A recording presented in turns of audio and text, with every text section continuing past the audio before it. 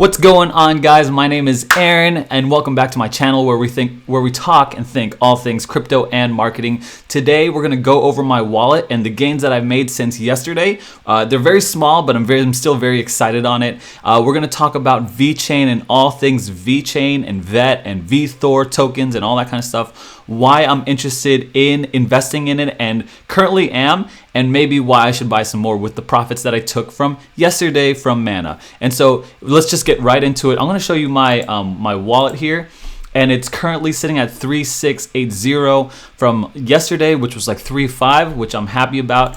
And the reason for that is because I had invested in VThor tokens, which is the pair to VeChain tokens. We'll get more into that a little later. But basically, I bought this at 17 cents. Sorry, not 17 cents. 0.017 cents, and now it's 0.018 cents, which is it dropped down to like 0.013 for like the longest time. And just traded sideways. And you could watch my other videos. I'm a little frustrated with VeChain or VThor, but it is now at 0.0184. I am in the green. I'm debating on whether or not I should stay and hold and diamond handsing this. You know what I mean? Or should I just sell and take my profit and put it into other places? But if I'm thinking, if I sell and take profit, where am I going to put this anyway? That would be a better return. The only thing that I would think is a better return right now is because is BTC, is Bitcoin, because it's shooting up through the moon. I just have a good feeling. Every time I buy Bitcoin, I just feel good inside because I'm working towards my goal of owning one Bitcoin. But as of right now, I'm debating it. I don't know, but I'm going to let you know. And some of my friends who've been asking me why VeChain, why should we invest in it? And VeChain was actually one of the first cryptos that I bought, but I sold it for a profit, and now I'm kicking myself because it's at 14 cents right now, and I bought it at like 4 cents, and I sold it at 10 cents, and now it's up to 14 cents. So that's just the game. That's just game. Maybe I think I might reposition back into VeChain. But let me talk about what VeChain is here. If you guys don't know, VeChain is let me go through here. VeChain is basically, it's a blockchain technology where it goes through supply supply chain. That's what it is, supply chain. And so basically what you're doing is you're tracking, and this is all technical stuff. You can go to vechain.com and learn more about it. But here's my simple new investor noob term in simple words. It tracks the supply chain. It tracks any product that you get in your hand. You could track where it came from. And so there's a whole bunch of solutions to it, and this is one of my favorite parts, right? Digital carbon solution. So basically you could tell where your energy is coming from and how much energy is putting out, and if you care about emissions and all that stuff. It's a little political. I don't even want to get into it. This is one of my favorite ones, Consumer Confidence Index platform. So, for example, if you get a sweet piece of sushi, right? The sushi, you're about to take it up and you're about to eat the sweet. How do you know that sushi is fresh? How do you know that sushi came from, not some Blackfish documentary, like it was caught nicely, it's prepared in a plant? Here's what VeChain does. It tracks where that fish was caught, what sea that fish was swimming in, what boat that fish was on, what fisherman that maybe, I don't know, what fisherman, what packaging plant, who prepared it and when, the delivery, the drivers, who delivered this thing, and in what conditions it was delivered in, and who put it on the shelf. Did Publix put that thing on the shelf like 4 days late? On what kind of sushi are you eating? You know what I mean? Wednesday, $5 sushi. You're not getting the freshest sushi. So I'm a little sketchy on that sushi. But if I VeChain, let me get that QR code, beep beep, and I see, oh, this is fresh. I'm taking that $5 sushi. I'm taking my profits. I'm taking my tendies, and that's what I'm going to do.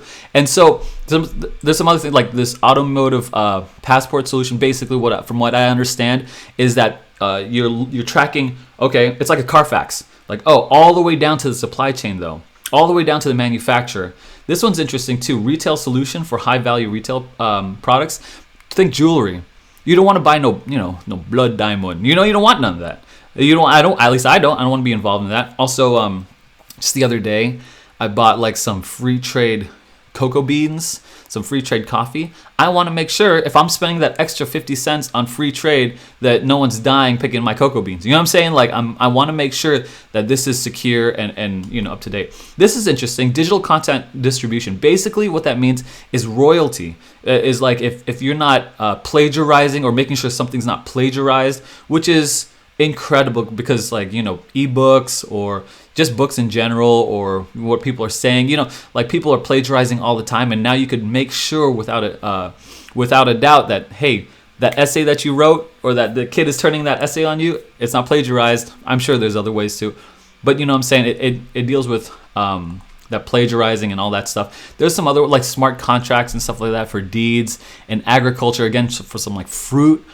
Tracking the production and process of packaging and sales, and it's so good. It's basically like you're getting a Carfax for everything that you're buying. So if you're buying a shirt, you're making sure that it's people are making it fairly. It gives transparency to the whole supply chain. If you're buying a car, you want to make sure that hey, what was the history of this car when it was being made? If you're buying signature sports cards, you want to make sure hey, did Gary Vaynerchuk, did Kevin Durant really sign this card? So it's like a Carfax for everything. So it does two things in my opinion. One, it builds trust for suppliers and sellers, right? If I'm selling you something, if I'm supplying you something, it is what I say it is. So there's a lot of transparency there.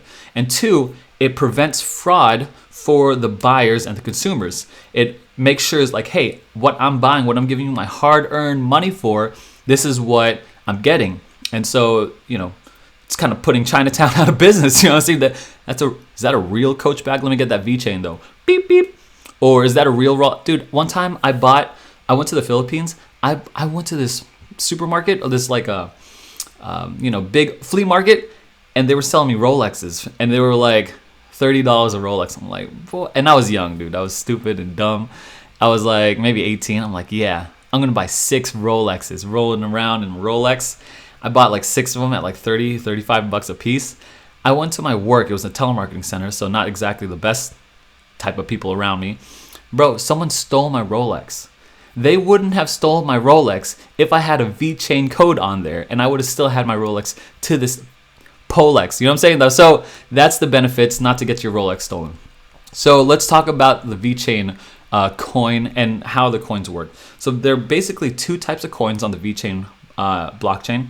The first thing is VET. Basically think of this as the store of value or money, or just like it's just money. And then the second one is VeChain Thor or VeTho, and that's the gas prices and fees. So I'll give you an example.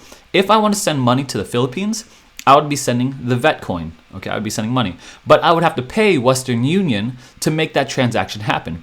That's what I pay in VeTho, and so that's the VeTho, the gas prices, the gas fees, and stuff like that.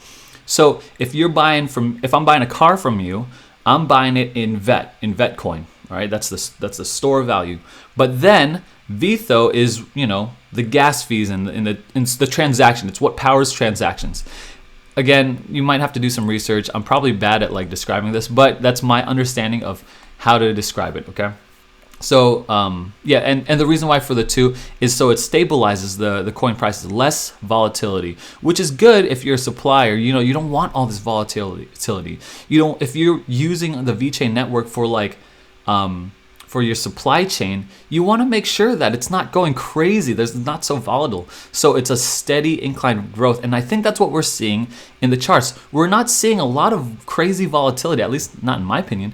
It's very stable. It's like a slow incline growth. So I think that VET is a great long-term investment for anyone, that we could stay in it and keep it long-term and see consistent price rising while we're holding it. VeTho, I'm not quite sure, but the reason why is because if there's a ton of transactions, that VeTho price is going to go up.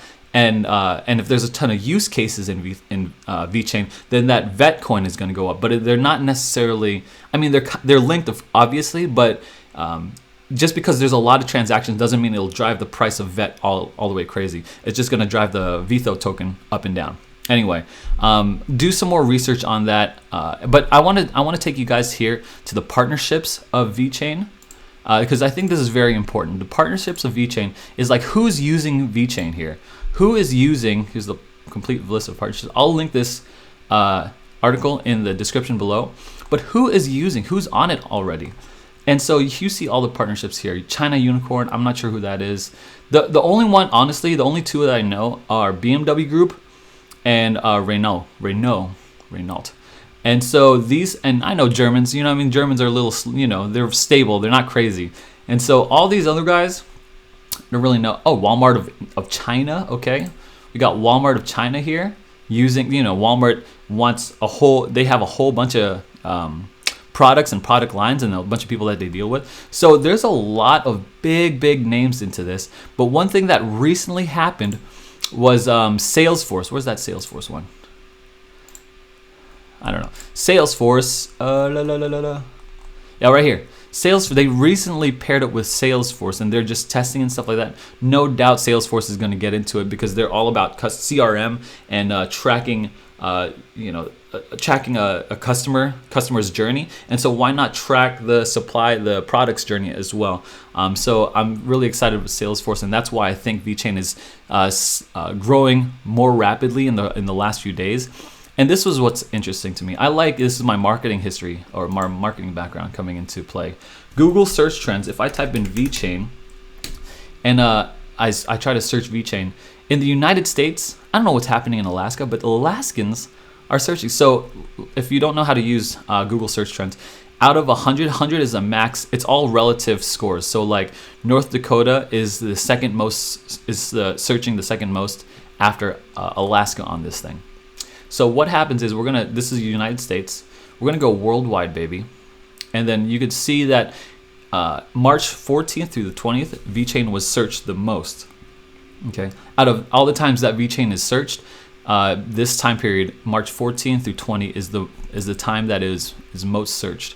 But if we reduce it to the last, let's say 30 days, that you see the slight inclines right here. So again, March 15, March 20th is when it was highest, and then you see this slight increase, meaning slight increase in interest in VeChain and what it is, and the Netherlands is searching it. Boy, the Danes, you know what I'm saying?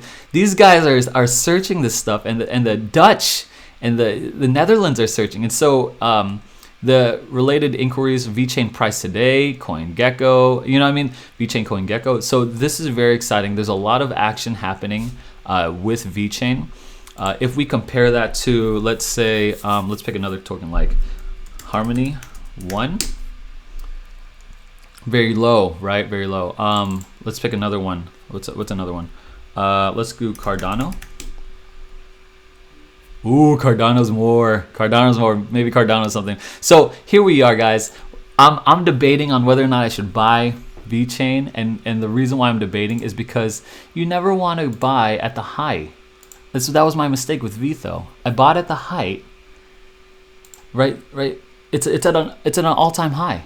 VeTho is at 0.018314, which is good. It's raising. But I took profit yesterday, and it's at 0.1474 right now. 0.1. Should I buy, guys? Should I buy? I don't know. Good googly moogly. I don't know if I should buy. I'm buying, dude. Okay, please like. I'm gonna buy an all-time high. This is my noob experience. I should not be doing this. I should not be buying at an all-time high, but yo, I'm a bull, baby. We're gonna buy this thing. This is a mistake, Aaron. This is a mistake. Yeah, baby, let's buy. Yeah, baby, boom, all the way, 100%. And I'm gonna sell it like 15 cents. It's gonna go down at 15 cents. I already know it's gonna go down at 15 cents. Oh gosh, let's buy it, baby. YOLO. Oh crap. Man. Okay, I just bought it. All right, now ooh, baby. Okay, so I bought it. When did I buy it? I bought it at an average of 0.1468. Okay, that's when I bought it. I bought $600 worth, and so at 0.1, I think it's gonna go high. I think it's gonna go to 20 cents. VeChain to the moon, baby. Let's go. Subscribe and like VeChain to the moon. I don't know, guys. I don't know what I just did. I'm scared. Let's go. If you like VeChain and you're to the moon like me, you're not scared. You're diamond handsing. I'm freaking. Give me all that VeChain. Diamond handsing to the end till I die. VeChain. I hyped myself up in this own video. I hope I hyped you guys up too. VeChain to the moon. Let's go.